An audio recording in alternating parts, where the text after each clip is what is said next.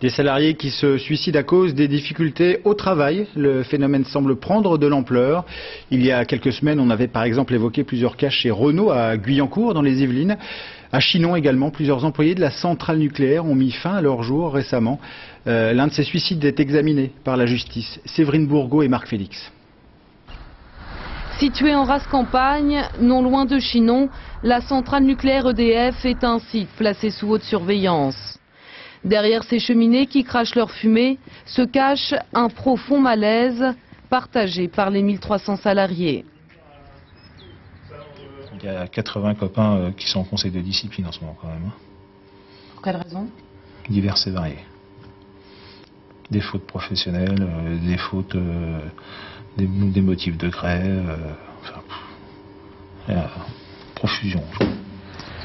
Un site récemment endeuillé par le suicide d'un cadre de 50 ans. L'homme avait de hautes responsabilités dans la conduite des réacteurs.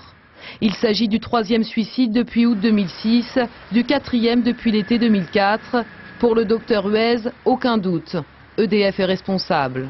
Ça fait plusieurs années, au moins 4 ans, que de façon progressive, on tire de plus en plus fort la sonnette d'alarme. S'il faut mettre en inaptitude professionnelle tous les gens qui sont en difficulté, au jour d'aujourd'hui, j'ai fait les comptes, sur les 400 personnes que je suis, je devrais en mettre 111 inaptes au travail. À l'écart de la centrale, 2 salariés ont accepté de nous rencontrer pour témoigner de leur souffrance. Je le vis mal parce que j'ai l'impression que, en fait, je me demande encore, il y a des fois, je me demande encore à quoi je sers, quoi. Parce que c'est ce que je disais, j'ai vraiment la hantise de venir maintenant sur ce site.